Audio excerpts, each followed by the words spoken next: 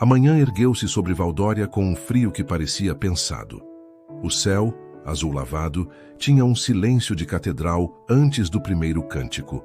Um rumor doce de pão recém-assado subia da Praça do Grão, misturando-se ao ferro das armaduras e ao incenso barato que os devotos queimavam nas esquinas. Era o dia do juramento da princesa, dia em que o protocolo domestica até as sombras. Elara de Valdória caminhava pelos corredores altos como quem atravessa um estreito sobre abismos. A seda do vestido sussurrava junto às paredes de pedra. E cada tapeçaria, batalhas antigas, colheitas fartas que hoje faltavam, parecia observar sua passagem com olhos bordados.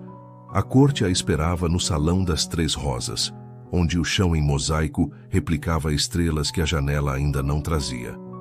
O chanceler Derrick recitou, com voz de pergaminho antigo, a fórmula do tratado que mantivera os barões em paz instável. Exigia-se à herdeira um símbolo claro. Nunca amarás um servo. Não era uma virtude, não era um ideal.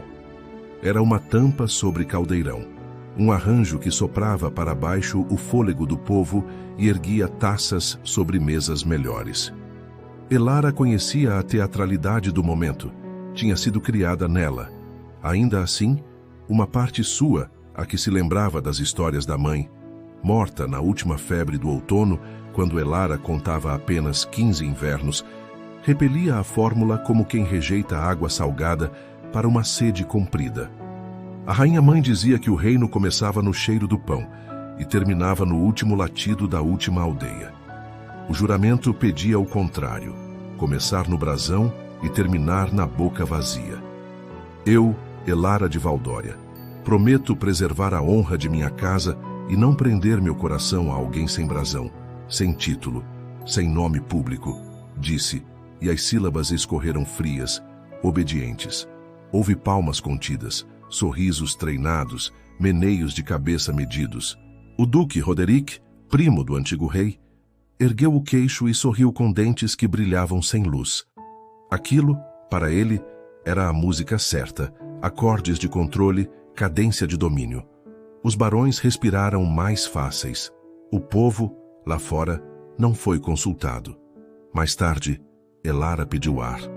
Desceu as escadas de serviço, escapou pela porta do prata, cavalgou com Marian de escaleira, sua cavaleira de confiança, mulher de força silenciosa e postura sem ornamento. O bosque de Robledal os recebeu com sombras macias, cheiro de terra molhada e a graça casual de uma corça atravessando a trilha. Por um instante, Elara foi apenas uma jovem perseguindo o vento. O assobio da flecha rompeu o instante. Marian ergueu o escudo, desviou a segunda seta, mas a primeira já cortava o ar num desenho de morte. Alguém surgiu pelo flanco, montado num cavalo sem ferraduras que comia chão como quem entende urgência.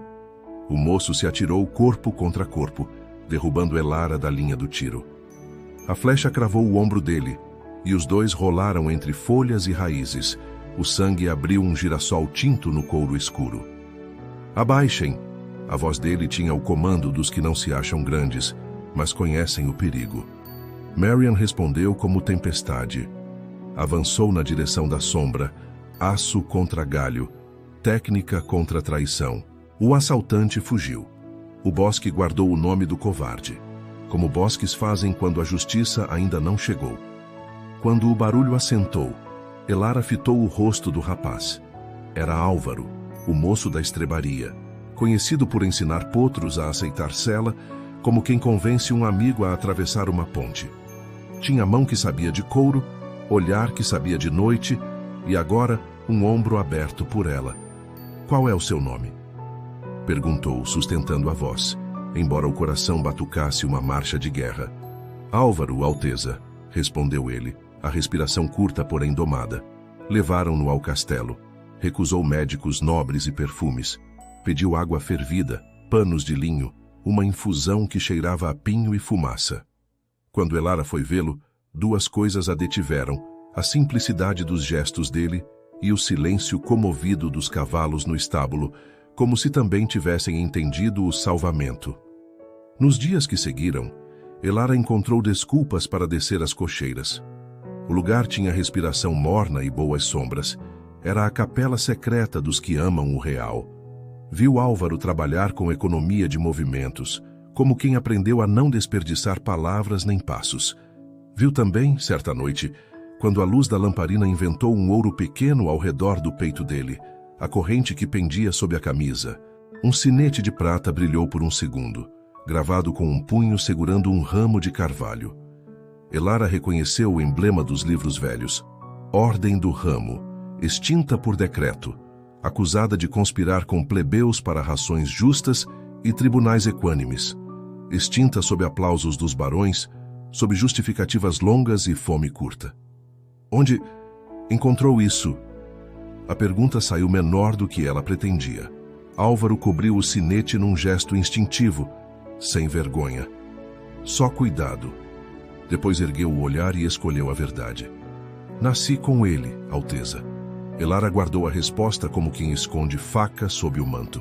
A promessa feita pela manhã, ainda quente, encontrou ali sua primeira pedra de tropeço.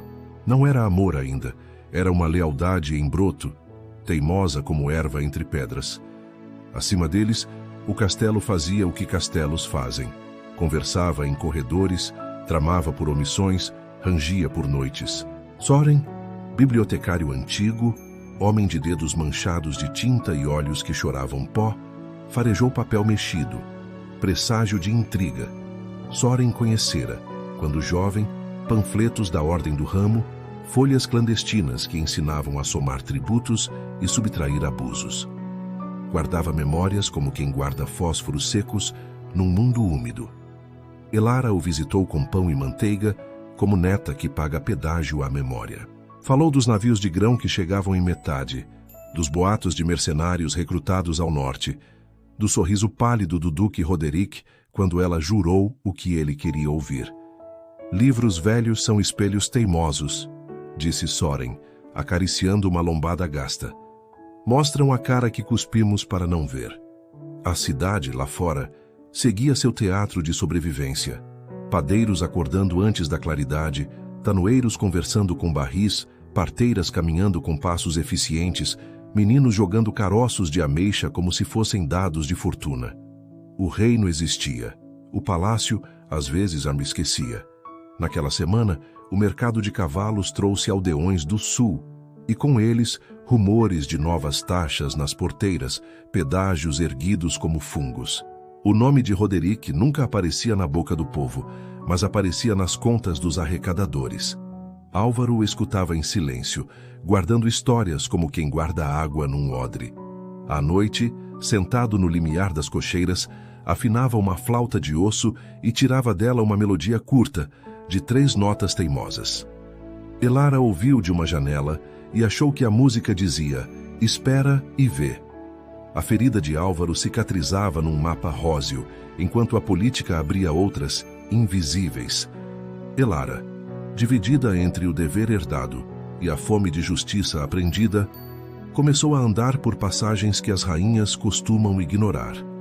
Acompanhada por Marian, mais sombra do que guarda, deixou que o castelo lhe ensinasse os caminhos das cozinhas ao porão, dos porões à capela desativada, da capela a um piso que soava oco.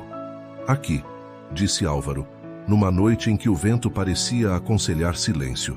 Ajoelhou-se diante de uma laje, tocou as bordas, achou a fresta, ergueu a pedra com a cautela de quem desenterra lembranças. Retirou um tubo de metal embrulhado em couro. Minha mãe escondeu isto antes de morrer. Elara desenrolou o couro e encontrou cartas amarelas, listas de navios, contas cruzadas, lacres quebrados com cuidado. Alguns papéis traziam o selo de correios internos do castelo, com carimbos de datas que coincidiam com safras minguadas. E tem outra coisa, continuou-te olhando não para o dossiê, mas para o chão. A origem do mensageiro que levou as primeiras provas à ordem. Sou eu. Não por virtude, por raiva e vergonha. Sou filho de Roderick. O silêncio ficou pesado de honestidade. Elara não recuou um passo. Apenas inspirou como quem aprende que o mundo sempre guarda mais um cômodo secreto. Álvaro contou sem dramatizações. Mãe camareira, jovem demais, colhida como vinho barato por um senhor que a tratava como incidente. Moedas para calar, um filho com olhos que incomodavam quem olhava de perto. A Ordem do Ramo acolheu os dois na moldura discreta de seus mapas. Ensinou o menino a somar, a esconder, a calar. Depois veio o decreto que extinguiu a ordem, e ele fugiu com o nome trocado por um nome comum, ganhando em paz o que perdera em sobrenome. Encontrou nas cocheiras a espécie de silêncio que cura, até que as flechas no bosque puxaram de volta o fio do destino. Elara olhou os papéis de novo. Cada número parecia um suspiro do povo. Cada lacre rompido, uma ferida em forma de círculo. Vislumbrou a cadeia de desonra. Um duque desviando o grão, contratando homens, ensaiando um golpe que poderia vesti-la de noiva ou de cadáver, dependendo da conveniência. Se levarmos isso à luz, a cidade queimará antes de se aquecer, ponderou-es com lucidez que não se escondeu. Se não levarmos, ela apodrecerá de dentro, respondeu Álvaro. A escolha é sua. Eu apenas cumpri uma parte pequena, salvar a sua vida. O resto, Alteza, só você pode decidir. Elara escalou a madrugada com o coração em equilíbrio. Fez o que mulheres de coragem fazem quando ninguém está olhando. Planejou. Reuniu Soren e Marian, estudou rotas, contou nomes confiáveis com os dedos, avaliou quem no conselho tinha lastro moral e quem tinha preço. Escreveu pequenas ordens cifradas em fitas de tecido, entregues por aprendizes de padeiro que ninguém suspeita. Mas Roderick também planejava. 2 dias depois, o castelo acordou com o grito metálico de uma prisão justa. Álvaro foi preso, acusado de furtar prata do tesouro. Havia também bilhetes em cifra simples de quebrar com paciência. A chave era uma oração popular, dessas que qualquer camponês saberia de cor. O dossiê do ramo, disse Álvaro. Provas de desvio de impostos, duplicidade de taxas, compra de conselhos, pagamento secreto a mercenários, nomes e sobrenomes, datas e pesos, e um fio que leva ao duque Roderick. A voz dele trocou de registro. A próxima confissão tinha outro peso. Plantaram moedas em seu catre, forjaram testemunhas, produziram um inventário manchado de tinta fresca. O duque, com comiseração coreografada, lamentou o desvio do rapaz e ofereceu clemência se ele entregasse os comparsas. Elara, atada pelo conselho à imagem de pureza recém-jurada, encenou frieza. Aceitou a audiência do emissário de Prince Mark, um príncipe de mãos limpas e olhos vazios como porcelana. O salão viu sorrisos, ouviu lisonjas, anotou um noivado anunciado. A corte aplaudiu. A cidade percebeu o cheiro de queimar meias, pano fino aquecendo demais na lareira errada. Na masmorra, Álvaro conheceu a pedagogia da pedra. O frio ensina contas diferentes. O corpo aprende a rezar com ossos. Um guarda velho, que devia gratidão a Soren por remendos de caligrafia de seus filhos, trouxe água limpa fora de turno. Marian, calculada, mapeou os passos dos carcereiros como quem aprende uma dança. Elara, com capuz de viagem e manto de lã, foi à noite, na hora em que o castelo sonha. Não há tempo para discursos, disse ela, a mão firme, embora a voz traísse a velocidade do coração. Amanhã, na hora do sino do mercado, a praça vai me ouvir. Se eu falhar, você foge com Marian pela porta sul e procura as aldeias do Vale de Luar. Se eu vencer, caminha comigo à luz, mas não mais nas sombras. Ela entregou a Álvaro o sinete que o identificava e uma cópia das páginas mais decisivas do dossiê, pronta para ser erguida no ar como documento e espada. Tocou os dedos dele por um segundo. Gesto tão pequeno, cheio de mar, e foi embora sem se permitir olhar para trás. A madrugada preparou o tablado e o clima. O vento soprou rumor entre telhados. Padeiros aqueceram fornos, mas muitos deixaram pães menores. Farinha andava contada. Ferreiros acenderam fogo por 2 razões: forjar e resistir. Parteiras benzeram bolsas de ervas. Meninos correram sussurros pelos becos, mais rápido que mensageiros pagos. O nome de Roderick não era dito, mas seu peso se sentia no ombro de cada trabalhador. Quando o sino da Praça do Grão puxou a manhã para a hora certa, Elara subiu ao patíbulo. Não havia estandarte atrás dela, apenas a madeira limpa e o céu.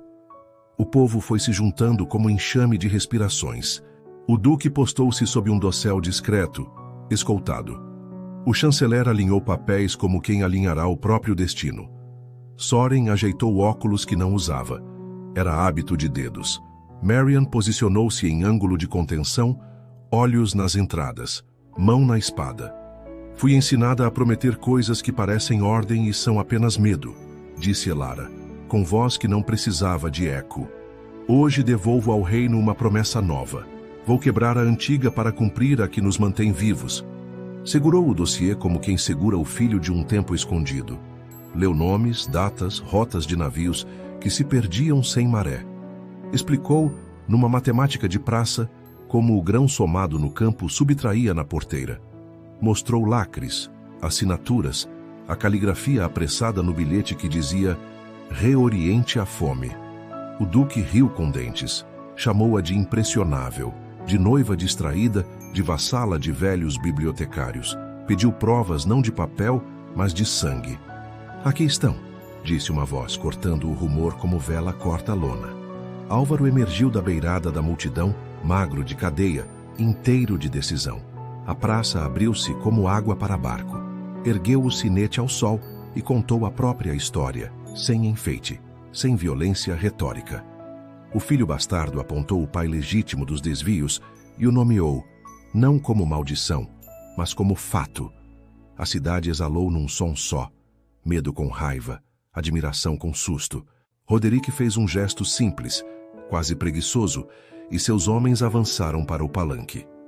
Marian voou a meio espaço humano, espada como vírgula que reorganiza a frase. Ferreiros largaram tenazes e ergueram martelos. Padeiros empunharam paz com dignidade de estandarte. Parteiras, donas de ritmo, puxaram cordas e derrubaram um pedaço de toldo sobre os primeiros atacantes.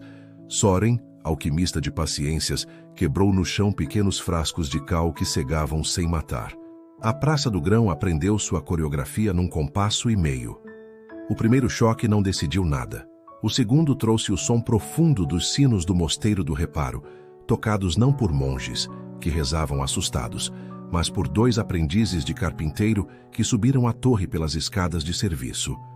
O bronze gritou o que a cidade queria lembrar. Os sinos pertencem a quem precisa deles. O cerco, então, começou. Valdória resistiu por 1 dia e meio de pedra, ferro e panela. As tropas de Roderick se posicionaram no anel externo, fechando estradas e derramando medo como óleo quente. Dentro, a cidade virou organismo. Ruas eram artérias, praças eram pulmões, becos viraram nervos afiados. Quem tinha menos, dividiu melhor. Quem tinha mais aprendeu a somar sem humilhação. Elara transformou o palanque em mesa de comando popular. Nomeou responsáveis por água, por pão, por crianças, por velhos. Cartógrafos improvisados desenharam mapas no chão com carvão. Rotas de recuo, pontos de alçapão, casas que podiam abrigar feridos. Ferreiros inventaram cascos de couro fervido para proteger cabeças. Lavadeiras costuraram com linha de vela e pressa de oração as faixas brancas que marcavam não combatentes. O conselho, metade útil e metade obstáculo, babou latim, enquanto Elara falava pão. O chanceler Derrick, dividido entre a sobrevivência e a fidelidade ao duque, hesitou tanto que escolheu sem querer. Ficou. Antes do pôr do sol, assinou com a princesa um decreto emergencial, tribunal de praça, com assento de 2 mestres de ofício, um monge, um advogado de estrada e Soren como escriba. Julgaram rapidamente 3 saques cometidos na confusão e 2 abusos de poder de guardas que tentaram usar a crise como licença. Puniram sem espetáculo, reparando mais do que ferindo. O povo percebeu. Lei podia ser outra coisa. Marian ensinou meninos a fazer fundas com couro e pano. Velhos mostraram a moças o truque do óleo fervido jogado de alto. Parteiras reorganizaram postos de cura com caldo, mel e agulhas fervidas. Uma pluma de fumaça subia do bairro dos curtidores, onde colaram placas nas janelas. Aqui se cozinha resistência. À noite, O cerco testou os muros com tochas e escadas. Os telhados, molhados com antecedência, cuspiram água sobre o fogo.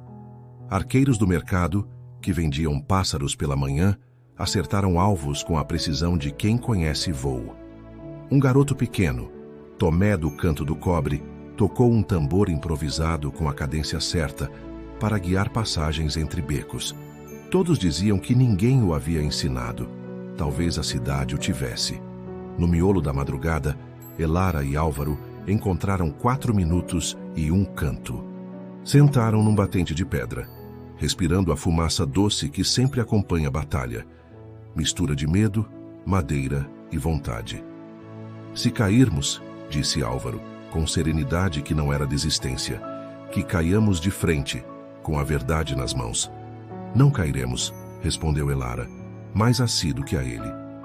E se cairmos, que o chão aprenda quem somos. No segundo dia, as tropas externas do Duque atacaram 4 pontos. A porta do vinhedo parecia ceder. Clara correu para lá com Marian e uma dezena de cidadãos.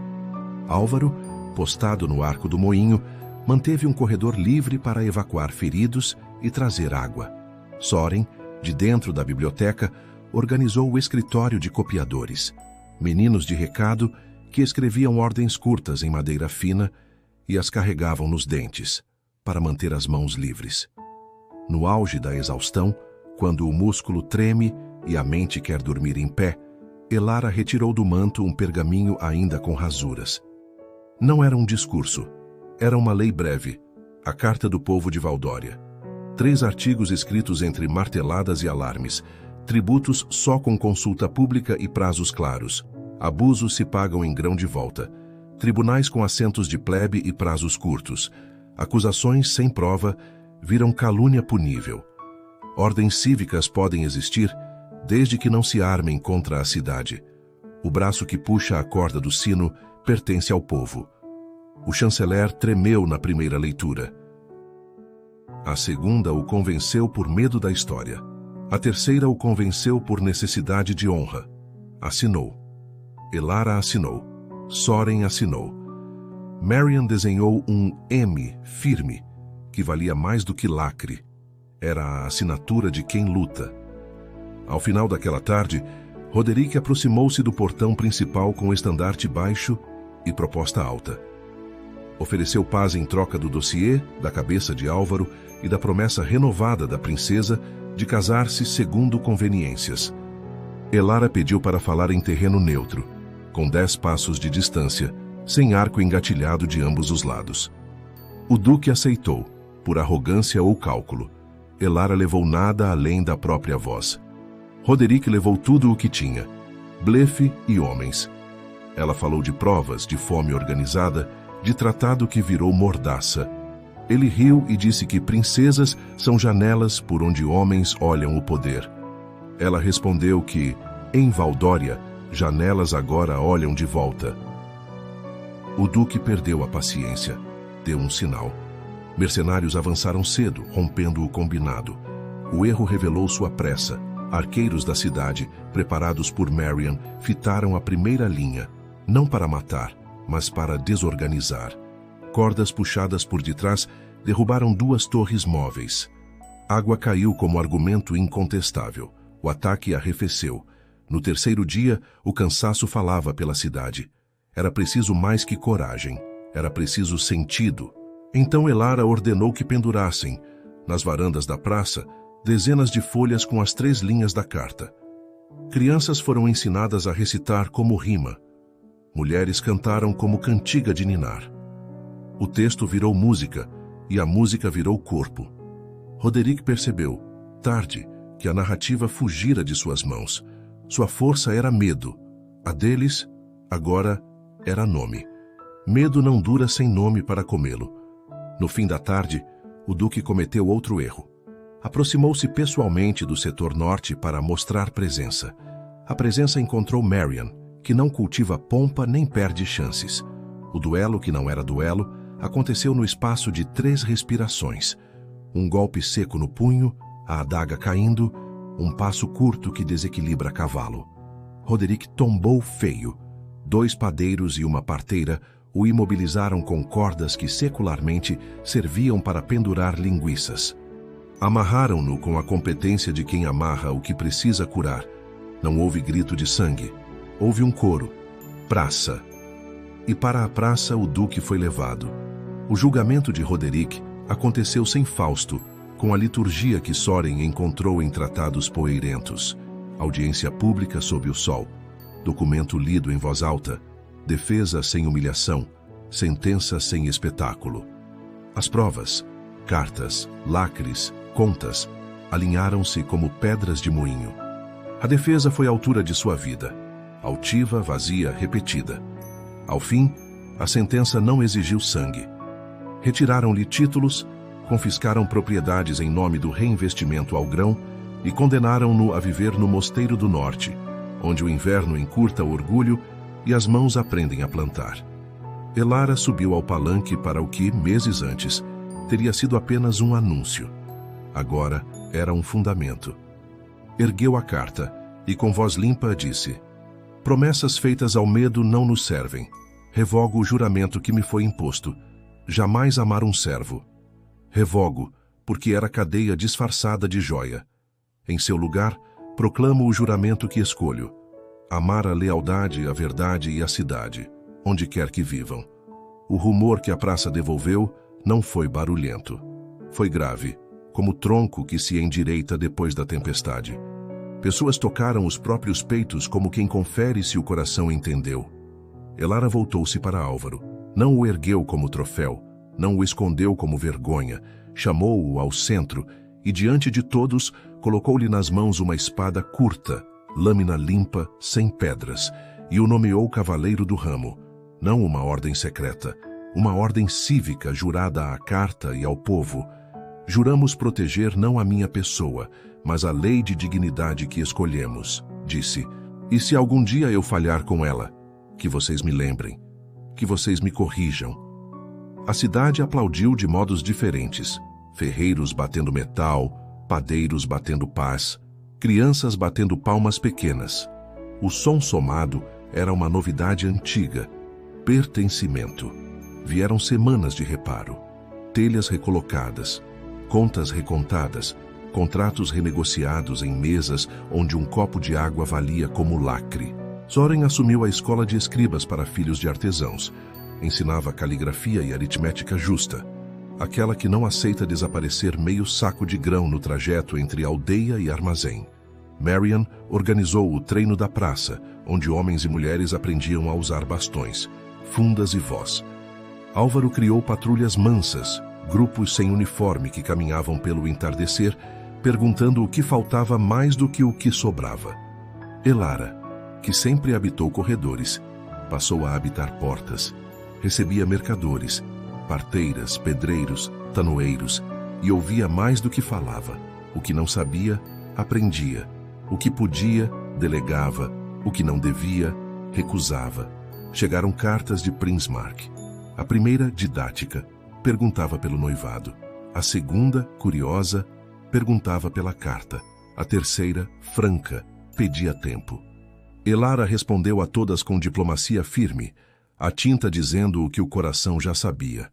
Valdória não seria joguete que se coloca e retira do tabuleiro para humor alheio. Numa tarde de vento morno, a procissão do grão atravessou a cidade. Sacos pesados, contados às claras, com lacres de cera nova e assinaturas que não eram mais privilégios de poucos. Em cada ponto, um quadro de madeira com as regras da carta afixado, para que qualquer dedo pudesse seguir as linhas. Cegos ouviam leitura em voz alta. Crianças repetiam como rima. Velhos murmuravam como oração. A lei, enfim, morava nos corpos. Na mesma tarde, sob a sombra esticada de um carvalho na Praça do Grão, Elara e Álvaro se permitiram um intervalo humano. Dividiram um pão com queijo curado e uma maçã que anunciava a temporada. O mundo, por um instante, voltou a caber numa mesa pequena. Sabe o que mais me assustava quando eu era pequeno? Perguntou Álvaro, olhando o vai e vem. O escuro? Arriscou ela, rindo de leve. O som dos passos no corredor, respondeu. Nunca se sabe se vem por bem ou por mando. Hoje, pela primeira vez, o corredor tem passos que eu entendo. Elara encostou o ombro nele, gesto de paz. Não havia plateia oficial, só a cidade. E a cidade sabe o que vê. Chegou a primavera com suas promessas que prestam. As ameixeiras da Rua dos Concertadores estouraram flores como fogos mudos. As águas desceram limpando moscas velhas dos cantos. A festa da carta inaugurou-se. Não coroaram reis, coroaram responsabilidades. Elegeram fiscais de grão por aldeia, com mandato curto e rosto visível. O juiz de estrada ganhou suplente camponês. O sino do mosteiro ganhou corda com nó baixo, ao alcance de mãos pequenas. Elara e Álvaro uniram-se não num casamento de política, mas num pacto de cidade. Houve festa, sim, mas não de ouro a escorrer por dedos. Houve dança no pátio, tranças nos cabelos, vinho bom e histórias contadas por gente que fala poucas vezes e acerta mais. Soren chorou com discrição. Marian riu com barulho. 2 crianças dormiram sob o banco principal como filhotes satisfeitos. À noite, os 2 foram ao bosque de Robledal. Levaram pão, queijo e silêncio. Pararam diante da árvore onde, meses antes, a flecha buscara o pescoço errado. A seta, agora, era relíquia, coberta de musgo, incorporada ao tronco, como lição que o tempo prefere guardar a exibir. Álvaro tirou do bolso o sinete que por anos fora segredo e, depois, sinal público da nova ordem. Fique com ele, disse. Quero lembrar, quando o vento me testar, de onde veio o fio desta história. Elara guardou o sinete ao peito, não como feitiço, mas como assinatura. Aproximaram-se, enfim, sem dívida. O beijo deles não tinha trombetas, e por isso valia mais. O bosque respirou largo, como quem aprova. Anos passaram como passam os anos bons, com trabalho, pequenos conflitos, alegrias que cabem na palma. Secas vieram e foram, combatidas por silos cooperativos e rotas combinadas. Doenças chegaram e partiram, enfrentadas por comitês que sabiam ferver agulhas e as palavras certas. Invejas nasceram e minguaram, como luas que se habituam a dividir céu. A ordem do ramo, agora civil, espalhou círculos de debate que começavam com pão e terminavam com atas. Crianças cresceram perguntando por quê. Um dia, a princesa prometeu o que prometeu. Elara respondia, porque às vezes prometemos a sombra com medo da luz. E a luz chegou com as mãos de quem vocês chamariam de servo. Hoje, aqui, ninguém precisa desse nome. Temos nomes próprios. Álvaro, que aprendeu o ofício de falar como quem cuida de potros, com doçura que não permite tropeçar, acrescentava, e quando a luz chega, o trabalho começa. Amar é aprender a organizar. A cidade, nas noites de verão, guardava o som dos pátios conversando. O poder, em Valdória, descobriu o formato de mesa, não o formato de trono. O trono, aliás, virou banco comprido na Biblioteca Nova, onde crianças liam alto e riam das palavras que tropeçam. Certa tarde, um emissário de Prince Mark chegou trazendo propostas de comércio e curiosidade honesta. Quis ver a carta, quis ver as rotas do grão, quis ouvir a história na boca de quem a viveu. Foi recebido em mesa comprida, com louça que não era de ouro, mas tinha brilho de cuidado. Quando partiu, deixou promessa de ponte, não de corrente, e isso bastava. No último parágrafo desta parte da história, Elara subiu sozinha à torre oeste para ver o entardecer. A luz, dourada como mel antigo, se derramou sobre telhados e pátios como quem abençoa sem bispo. Valdória respirava, não como quem terminou, como quem começou direito. A princesa, que prometera ao medo e depois prometeu a verdade, percebeu que seu juramento novo aprendia melhor. Há uma comunidade que, quando o perigo mira, entrelaça braços mais rápido do que a mentira sabe mirar. No bosque, a flecha antiga permanece, tatuagem do tronco. A cada primavera, crianças vão tocá-la como quem toca sineta de aula. Aprendem cedo a moral que a cidade carrega sem brochura. O amor que salva uma vida é o mesmo que, organizado, salva uma praça. Moral: promessas feitas ao medo prendem reinos. Promessas feitas à verdade libertam cidades.